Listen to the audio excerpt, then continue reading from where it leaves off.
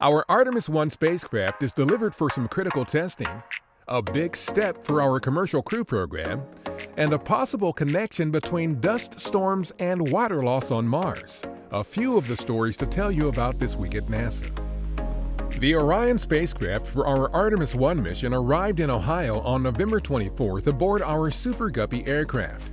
The spacecraft, which is comprised of the Orion Crew Module and European-built Service Module, will be tested at our Plumbrook Station in Sandusky, Ohio.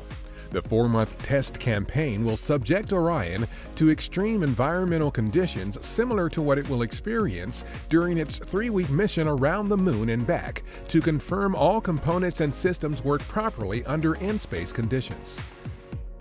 Our partner Boeing has moved its CST-100 Starliner spacecraft to the launch pad at Cape Canaveral Air Force Station in Florida in preparation for its journey to the International Space Station on the company's uncrewed orbital flight test. It's part of our commercial crew program, which will again launch astronauts from American soil.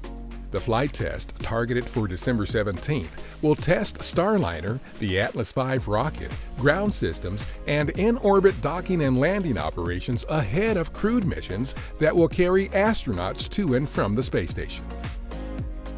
Data gathered by our fleet of spacecraft during the 2018 global dust storm on Mars is helping shed new light on a phenomenon called dust towers and their possible role in the disappearance of water from the red planet for billions of years.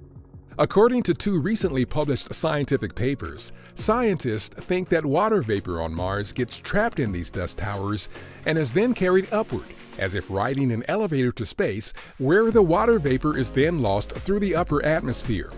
Dust towers are seen throughout the Martian year, but appear to form in greater numbers during global storms. Towers that reach heights of about 50 miles, as seen during the 2018 global dust storm, can spread out to about the size of the state of Nevada. A new video series celebrates our 20th year of continuous human presence living off our home planet. Down to Earth features NASA astronauts discussing a shift in worldview as a result of their time in space aboard the International Space Station. Since the November 2, 2000 arrival of Bill Shepard, Sergei Krikalev, and Yuri Gidzenko, the station's first resident crew, there has been a continuous stream of humans living and working aboard the orbital outpost. For more about the video series, go to nasa.gov/station.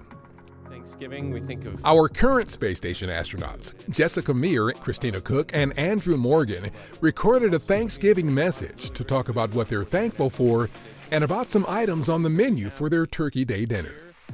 We've got vegetables, of course, green beans and potatoes that will warm up, and of course, smoked turkey in a pouch.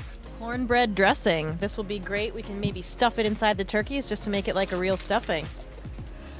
I want to know who's going to carve the turkey once it comes out of that pouch. We also have some mashed potatoes and corn, so it looks like we have a lot of good options. It's going to be quite a feast. Happy Thanksgiving! That's what's up this week at NASA.